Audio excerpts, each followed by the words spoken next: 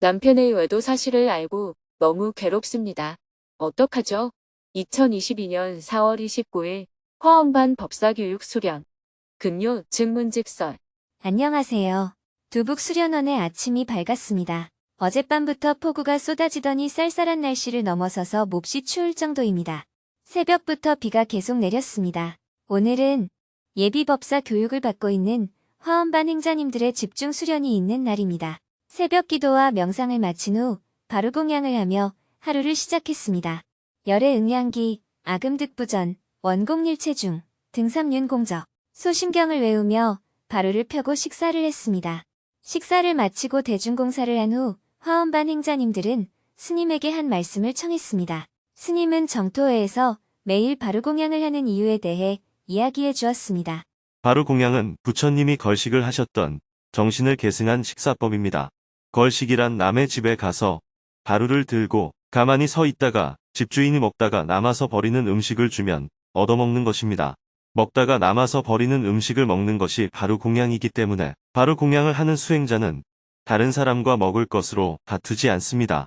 수행자는 옷도 아무도 입지 않는 시신을 덮었던 분소일을 입고 잠도 아무도 자지 않는 나무 밑이나 동굴에서 자고 비 오는 날에는 빈집의 처마에서 자는 것이 허용되었습니다.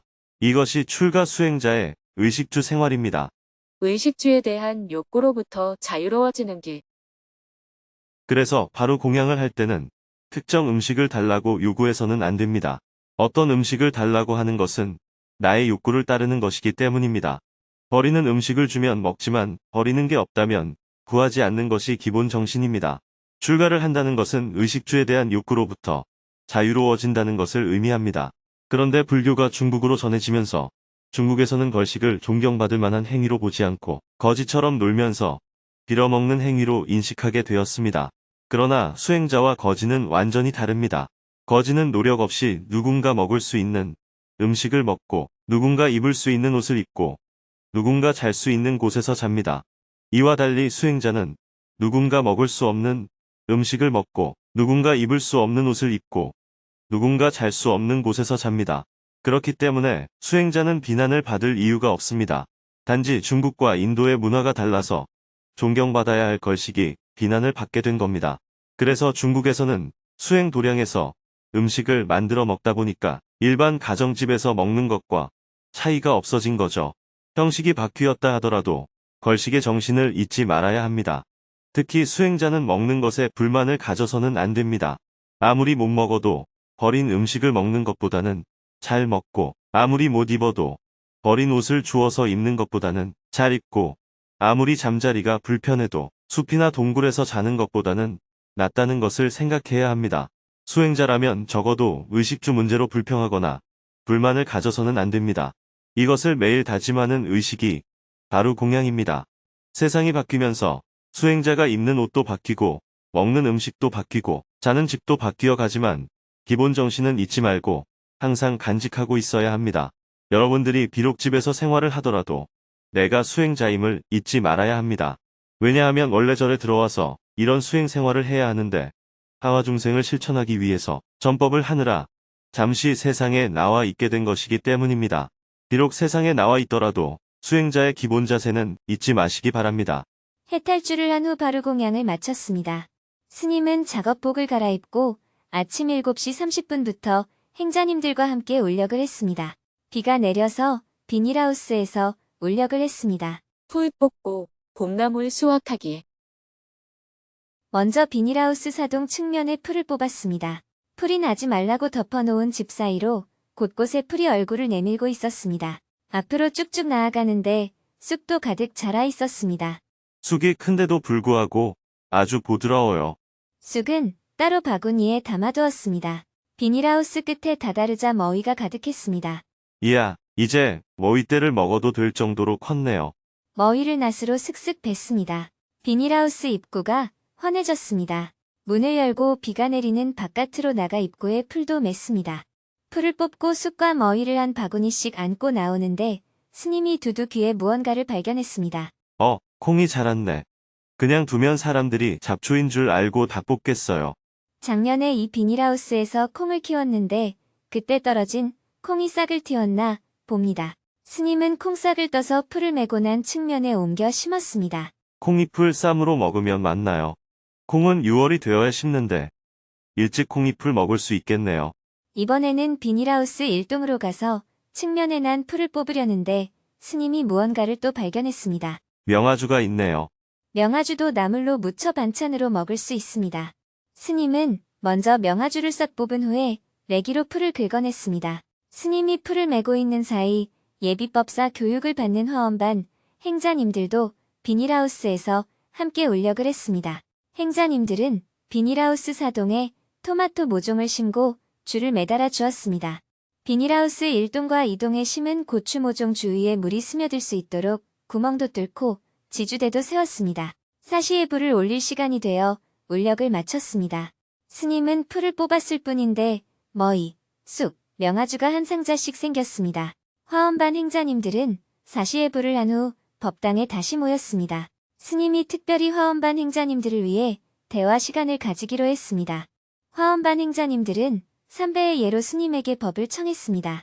먼저 스님이 가볍게 이야기를 시작했습니다. 제가 일방적으로 하는 법문은 이미 녹화된 것도 많고 다른 법사님들도 법문을 많이 해주시잖아요. 그러니 오늘은 여러분들이 교육을 받으면서 생긴 의문이나 개인적인 어려움에 대해 이야기하는 시간을 갖겠습니다. 이어서 화원반 행자님들이 자유롭게 손을 들고 스님에게 질문을 했습니다. 그중 한 명은 잠에 대한 욕구를 극복하는 게 힘들다며 어떻게 관점을 잡아야 하는지 질문했습니다. 잠이 부족해서 힘들어요. 수행으로 극복할 수 있나요? 저는 아직 욕구에 자유롭지 못합니다. 그 중에서도 특히 잠에 대한 욕구가 많습니다. 새벽에 일찍 일어나는 것이 힘듭니다. 행자들은 때 아닌 때에 자지 않는다는 계율도 지켜야 하다 보니까 하루에 4시간 30분 정도 잘 수 있습니다. 처음에는 잘 지켰는데 어떨 때는 정신이 멍하고 특히 운전할 때 위험할 정도로 힘듭니다. 다리를 꼬집어도 보고 노래를 불러봐도 안 됩니다. 수행의 한 방법으로 수면욕을 이겨내야 하나요? 중도적 차원에서 일상생활에 무리가 가지 않을 정도의 적정 수면 시간을 갖는 게 좋을까요?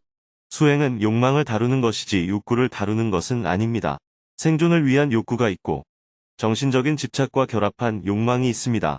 욕망은 상대적인 욕구라고 볼 수 있습니다. 부처님이 욕망을 버리라고 할 때의 욕망은 정신적인 것을 말하는 것이지 생물학적인 욕구를 뜻하는 것이 아닙니다. 그런데 생물학적인 욕구를 합리화하다 보면 정신적인 욕망과 결합이 되게 됩니다. 그래서 부처님도 수행 중에 먹지 않는 생활을 지속했습니다. 그 이유는 생물학적인 욕구가 자꾸 욕망과 결합하게 되기 때문입니다. 욕망에 끄달리지 않기 위해서 생물학적인 욕구까지도 억제를 한 것입니다. 이것이 고행주의입니다. 그러나 부처님께서는 그 이후에 욕구와 욕망을 구분할 수 있는 단계가 되었을 때 생물학적인 욕구를 부정하지 않았습니다. 이것이 중도입니다. 수면욕은 생물학적인 욕구입니다. 하지만 정신적인 스트레스가 피로를 유발하기 때문에 정신을 평안하고 맑게 가지게 되면 잠에 대한 욕구가 적어집니다. 이것은 10일 동안 명상을 해보면 느낄 수 있습니다. 계율 중에 때 아닌 때 자지 말라 하는 것이 있는 이유는 게으름에 대해 알아차림을 유지하기 위해서입니다. 즉 게으름에 빠지는 것을 경계하라는 의미입니다. 졸거나 잔다는 것은 알아차림과 반대되는 멍청함이기 때문입니다. 자는 것도 먹는 것처럼 사람마다 체질이 다릅니다. 잠이 많은 사람도 있고 잠이 적은 사람도 있습니다. 습관적으로 많이 자서 잠을 많이 자는 것이 습관화된 사람도 있고 습관적으로 잠이 적은 사람도 있습니다. 잠자는 시간이 부족하면 혼미한 상태가 되는 사람은 적당한 시간만큼 잠을 자야 합니다. 늦게까지 참여해야 하는 행사가 있는 날은 수면 시간이 부족하더라도 일어나는 시간은 일정하게 해야 하지만 긴급한 상황이 아닌 경우는 일찍 자서 수면 시간을 조정해도 됩니다. 네, 잘 알겠습니다. 이후에도 1시간 동안 다양한 질문들이 있었습니다. 더 이상 질문이 없자 대화를 마쳤습니다.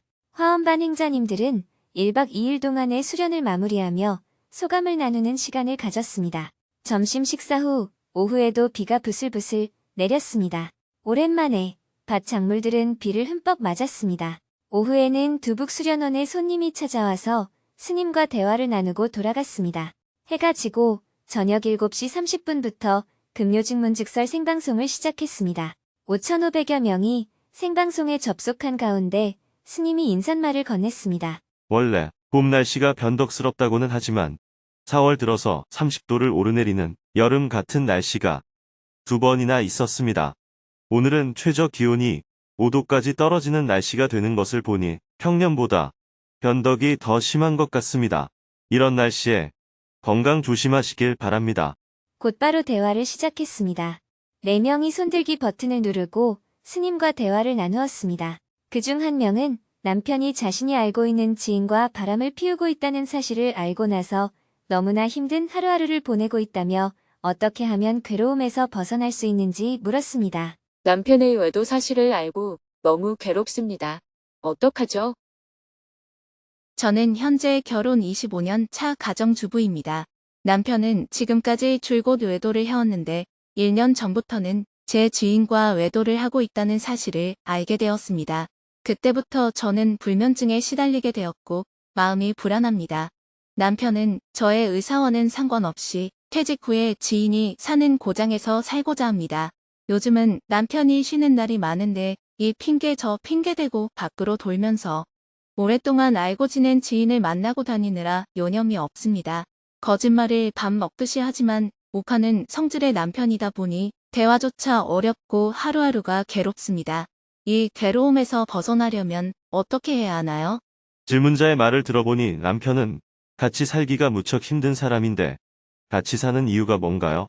아직 제가 혼자서 경제적으로 독립할 만한 자금을 확보하지 못했습니다. 몇 년 후에 독립할 수 있는 자금이 마련되면 이혼을 하려고 참고 있어요. 그런데 지금 너무 힘이 듭니다.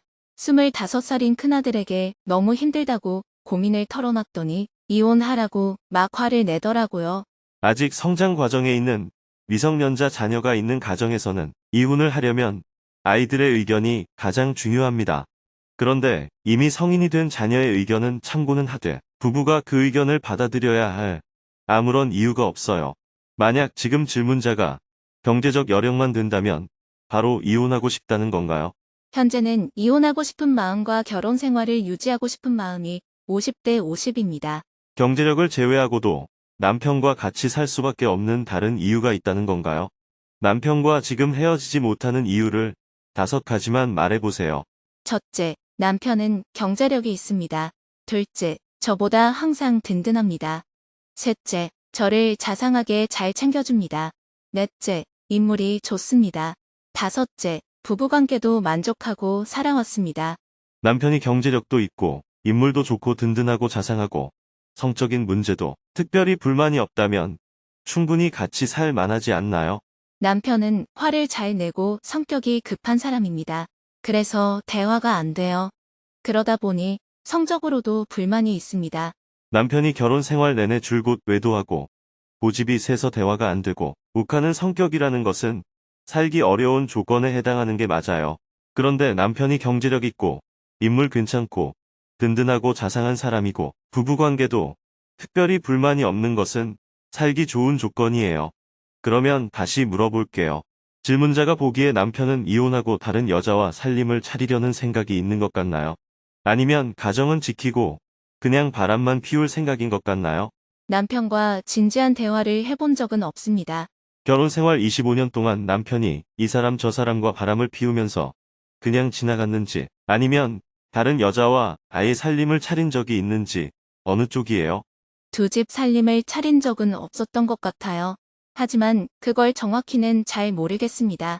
모르는 게 약이에요. 모르는 건 좋은 일입니다. 요즘은 90세까지 사는 시대잖아요. 지금 질문자의 나이가 어떻게 돼요? 52세입니다. 90세까지 산다면 앞으로 살아갈 날이 38년은 더 남았는데 지금 남편과 이혼하면 혼자 살 거예요? 남자친구를 새로 사귀든지 재혼을 하든지 할 거예요? 저는 혼자 살고 싶습니다. 38년을 혼자 살고 싶다고요? 네, 만약 질문자가 남자친구를 새로 사귀거나 재혼을 한다면 지금 남편 정도의 조건을 가진 남자를 구할 수 있을 것 같나요? 못 구할 것 같습니다. 만약 이혼하고 남편이 호라비가 된다면 남편을 데려갈 여자가 있을 것 같아요? 없을 것 같아요? 있을 것 같습니다. 그러면 남편을 완전히 버려서 다른 여자가 주워가 버리는 게 나아요? 그냥 남편은 남편대로 자유롭게 돌아다니도록 놔두고 남편이 벌어오는 돈도 내가 좀 쓰고 필요할 때 남편에게 의지도 좀 하는 게 나아요? 저도 비슷한 생각을 해봤는데요. 남편이 쉬는 날이 많은데 밖으로 많이 돌아다니는 게 저를 힘들게 합니다. 남편은 이혼하든 안 하든 어차피 제멋대로 돌아다닐 사람이잖아요. 질문자와 아예 이혼하고 본인 마음대로 돌아다니도록 내버려 두면 남편이 성질내는 모습을 안 봐도 되고 어디를 돌아다니든 신경 안 써도 되는 장점이 생기긴 합니다. 하지만 경제적 풍요와 인물 좋은 남편, 든든한 의지처라는 좋은 점이 사라지잖아요. 그러니 오늘 이 증문즉서를 통해서 이렇게 한번 생각해 보세요. 오늘부로 나는 마음속으로 이 남자와 이혼했다. 그러면 남편이 어디를 돌아다니고 누구를 만나든지 신경 쓰지 않아도 되잖아요. 대신에 형식적으로는 이혼을 안 했으니까 경제적 풍요도 누릴 수 있고 질문자가 필요할 때 의지쳐도 되고 남편의 일거수일투족에 신경 쓸 필요도 없고 일거양득이에요. 복잡하게 살 필요가 없어집니다. 그리고 아무리 성질이 더러운 사람도 간섭을 안 하면 성질을 안 부립니다. 간섭을 하니까 성질을 부리는 거예요. 남편이 무슨 말을 해도 이렇게 한번 대답해 보세요. 예, 맞습니다. 네, 그렇게 하겠습니다. 알겠습니다. 청소부나 가정부를 해서 생활비를 벌려면 하루 8시간은 꼬박 일해야 합니다. 그런데 남편이 가끔 집에 올 때 밥 좀 해주고 큰소리 치면 몇 번 동조해주는 정도는 그에 비해 어려운 일이 아니잖아요. 그리고 성질 더러운 남편이 늘 집에만 있으면 같이 살기가 쉽지 않은데 늘 밖으로 돌아다니고 가끔 밤에만 들어온다면서요. 쉬는 날이 많은 사람이 늘 밖으로 도니까 생활하기가 훨씬 수월하잖아요. 제가 보기에는 질문자에게 남편이 복덩어리인데 무엇 때문에 발로 차서 버리려고 그래요. 항상 질문자만 쳐다보고 늘 부드럽게 말하는 남자가 질문자가 원하는 남자예요. 남편은 질문자가 원하는 그런 남자가 아닌 건 맞습니다. 그런데 질문자의 말을 들어보니 재혼 상대자로 이 정도 조건을 갖춘 남자를 찾기는 쉽지 않을 것 같은데 굳이 그런 사람을 발로 차서 남 좋은 일 시킬 이유가 뭐 있어요? 잘난 남자를 독점하는 것은 쉽지 않아요. 독점하려는 생각만 버리고 적절하게 질문자가 필요한 만큼 쓰면서 같이 살면 아무 문제가 없습니다. 여기서 중요한 것은 나는 어떤 인생관을 갖고 있느냐입니다. 나는 나 이외에 다른 여자를 만나는 사람하고는 돈이 아무리 많아도 같이 안 산다. 끝이야. 이렇게 딱 주관이 분명하다면 구질구질하게 다른 말을 할 필요가 없어요. 알았다. 내가 좋아하는 여자한테 가서 살아라. 나는 길거리에 나가서 밥을 얻어먹더라도 내가 알아서 살겠다. 텐트만 쳐놓고 살아도 나 혼자 살겠다. 이렇게 입장이 딱 분명하면 고민할 것도 없습니다. 그런데 지금 질문자는 경제적 풍요도 누리고 싶고 밖에 나가서 다른 사람들에게 선망과 부러움의 대상이 되고 싶은 욕망도 있다는 겁니다. 비록 남편이 질문자가 원하는 모든 걸 해주지는 않지만 그렇다고 질문자의 욕망을 채워줄 남편 같은 사람을 새로 만나기도 어렵다는 겁니다. 성질이 더럽고 바람을 피우는 것은 기분 나쁘지만 그래도 남편을 아예 버리는 것보다는 낫다는 걸 지금 딱 깨달으면 저절로 이런 마음이 들어요. 그래, 너는 너 좋은 대로 돌아다니면서 살아라. 그래도 생활비를 주는 고마운 사람이니까 집에 오면 내가 밥 해주고 빨래해주고 내가 할 수 있는 건 다 해줄게. 회사원도 월급 주는 사장의 말을 잘 들어야 하듯이 남편이라고 생각하지 말고 그냥 사장이라고 생각하세요. 회사에서 받는 월급과 남편한테 받는 금액을 대조해보면 어느 정도 남편에게 서비스를 해야 할지 알 수 있을 거예요. 관점을 이렇게 딱 잡으면 지금도 좋고 나중도 좋아요. 남편한테 적절하게 맞추고 사는 게 낫습니다. 괜히 지금 이혼해서 뼈 빠지게 일하고 힘든 모험을 할 이유가 없습니다. 질문자가 남편과 이혼하려는 이유가 무엇 때문인지 잘 생각해보세요. 남편을 독점해서 내가 원하는 대로 하고 싶다는 거잖아요. 그 생각만 딱 버리면 아무 문제가 없어요. 당신은 당신 마음대로 사세요. 못난 남편 만나서 100% 독점하느니 잘난 남편 만나서 50% 지분만 가져도 저에게는 충분합니다. 나머지 50%는 누가 나눠 가지든 상관하지 않겠습니다. 이렇게 관점을 딱 바꾸면 어떨까요? 소기업 지분을 100% 가진 것보다 대기업 지분을 50% 갖는 게 좋을 때도 있습니다. 만약 질문자가 남편이 아무리 잘난 사람이라도 저는 바람 피우는 사람하고는 같이 살 생각이 없습니다. 이렇게 입장이 분명하면 애초에 이런 질문을 하지 않았을 겁니다. 질문자는 어차피 욕망을 좀 채우고 살아야 하는 사람이기 때문에 이런 질문을 한 거예요. 질문자는 남편이 자신의 욕망을 100% 채워주지 않는다고 불만인데 이 세상 남자 중에 질문자의 남편만큼이라도 질문자의 욕망을 채워줄 남자는 없다는 사실이 중요합니다. 예를 들어 중고차를 시장에 판다고 합시다. 그런데 계산해 보니까 중고차 판 돈으로 그만한 차를 새로 구매하기가 어렵다는 거예요. 나중에 후회하지 않으려면 흠집이 좀 있더라도 지금 가진 차를 그대로 갖고 있는 게 낫다는 겁니다. 한번 결혼했으면 평생 살아야 한다는 윤리 도덕적인 측면에서 말하는 게 아니에요. 제3자의 입장에서 지극히 질문자의 이익적 측면을 위해 조언하는 겁니다. 그러니 생각만 조금 바꿔서 마음속으로 지금 이 순간부터 남편과 나는 이혼했다. 이렇게 받아들여 보세요. 형식은 그대로 두고 내면적으로 딱 한 생각만 바꾸면 아무 문제가 없습니다. 남편이 미워서 함께 사는 하루하루가 괴롭다면서 남편의 장점을 말하라니까. 돈 잘 벌고 인물 좋고 든든하고 자상하고 부부관계에 부족함이 없어요. 이렇게 말했잖아요. 지금 생방송에 접속한 5,000명에게 남편이 이 정도 되는 사람이 있는지 채팅창에 한번 물어볼까요? 다 잘 사는 것 같지만 개인마다 어려움을 갖고 삽니다. 제가 보기에 질문자는 이혼하면 후회할 확률이 매우 높아요. 남편이 누구하고 놀든 신경 딱 끄고 내가 다니는 회사의 사장이라고 생각하면 아무 문제가 없어요. 질문자가 경제적으로 독립이 될 정도가 되려면 5년은 걸린다면서요. 이렇게 5년을 같이 살아보고 그때 가서 다시 어떻게 할지 결정해도 됩니다. 어차피 지금 당장 남편과의 관계를 단절할 수 없는 상황이니까 오늘은 마음으로만 관계를 단절하세요. 5년 후에 법적으로도 관계를 단절하든지 그건 질문자가 결정할 일이에요. 네, 잘 알았습니다. 오늘부터 이혼했다고 마음을 먹고 5년 동안 수행해 보겠습니다. 수행한다는 생각에 또 너무 어렵게 관계를 풀려고 하지 마세요. 남편에게는 장점도 있고 단점도 있는데 단점을 인정하지 못하고 오직 장점만 가지려고 해서 생긴 문제예요. 장점만 취하려고 하는 집착이 모든 괴로움을 일으키는 원인입니다. 남편에 대한 집착을 놓아버려야 합니다. 5년 후에는 질문자가 자립할 수 있다고 하니까 그때까지는 남편을 내버려둬 봐요. 감사합니다. 이외에도 다음과 같은 질문이 있었습니다. 아이가 요즘 화가 많아졌습니다. 학교에서 친구들이 괴롭힌다고 합니다. 이럴 땐 저희 아이가 어떤 마음을 내야 마음이 편해질까요? 저는 공허한 마음이 일어나면 술을 마십니다. 술을 먹으면 기분이 좋아집니다. 하지만 다음날 컨디션이 좋지 않아서 후회를 합니다. 공허한 마음을 어떻게 다스리면 좋을까요? 다른 사람들이 감정적으로 복수를 한다고 느낄 때가 많습니다. 은근히 기분 나쁘게 말한다든지 모욕을 주는 듯한 말을 할 때 이런 상황을 어떻게 받아들여야 괴롭지 않습니까? 대화를 마치고 나니 밤 9시가 훌쩍 넘었습니다. 질문자들의 소감을 간단히 들어본 후 생방송을 마쳤습니다. 내일은 새벽에 천일결사 기도를 생방송한 후 오전에는 농사일과 행복학교 특강을 하고 오후에는 쑥을 뜯을 예정입니다.